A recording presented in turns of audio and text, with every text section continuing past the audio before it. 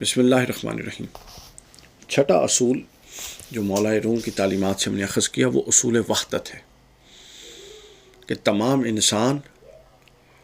ایک لڑی میں پروئے ہوئے ہیں اور پھر تمام مسلمان ایک تسبیح کے دانوں کی طرح کہ اگر وہ ٹوٹے گی تو پھر سب نیچے گر جائیں گے اور کوئی نہیں بچے گا۔ مولانا روم فرماتے ہیں تفرقہ در روح حیوانی بود، نفس واحد روح انسانی بود، کہ تفریقہ جو ہے وہ روح حیوانی میں ہوتا ہے اور روح انسانی تو نفس واحد سے نکلی ہے۔ اب دیکھ لیں ہمارے ہاں کیا پایا جاتا ہے، اور پھر اس وحدت کی بنیادیں بھی بیان ہوئی ہیں قرآن مجید میں، حدیث میں۔ وحدت کی ایک قسم ہے وحدت نفسی، وحدت کی دوسری قسم ہے وحدت فکری، اور وحدت کی تیسری قسم ہے وحدت نسبی۔ ہم سب نسب بھی ایک آدم سے، فکر بھی ایک، ہماری فکر کی منبع اور بنیاد قرآن اور تعلیمات نبوی ہیں، تو پھر کم از کم امت مسلمہ فکری وحدت کا شکار رہی، اور انسانیت اس میں وحدت نسبی پائی جاتی ہے۔ اور پھر وحدت نفسی بطور نو ہم تمام انسان ہیں، تو گویا اگر آپ اس مشترکات پر اتفاق کریں تو بہت ساری بنیادیں بن سکتی ہیں۔ تو مولانا روم فرماتے ہیں کہ یہ جو وحدت پر کھڑے رہنا ہے یہ انسانیت کا کمال ہے، اور جو وحدت کو توڑ کر تفرقہ کی طرف جانا ہے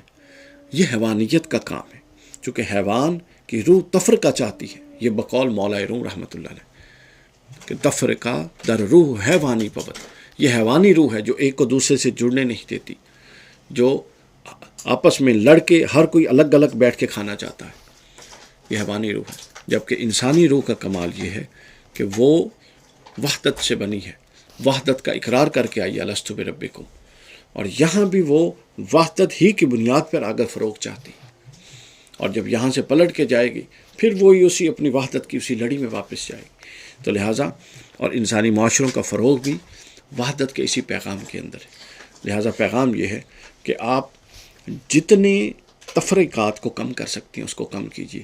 اور وحدت کو جتنا زیادہ فروغ دے سکتے ہیں، وہ جو بھی سطح ہو، ہمارے ہاں سیاسی، مذہبی، معاشرتی، جو بھی سطح آپ لے لیں، ہر جگہ پر ڈفرینس آف اوپینین کو رکھتے ہوئے بڑے مقاصد کے لیے ایک وحدت کی شکل میں انسان اور معاشرے اور قومیں زندہ رہ سکتی ہیں۔ لیکن بدقسمتی ہے پاکستانی قوم کی کہ اس کے خمیر میں کوئی ایسا تفرقہ آ چکا ہے کہ ہر بندہ دوسرے سے کٹ کے اپنا الگ تشخص چاہتا ہے، اور یہ شیطان کا کام ہے اور یہ نفس حیوانی کا کام ہے۔ اللہ تعالیٰ ہمیں اس سے محفوظ رکھے۔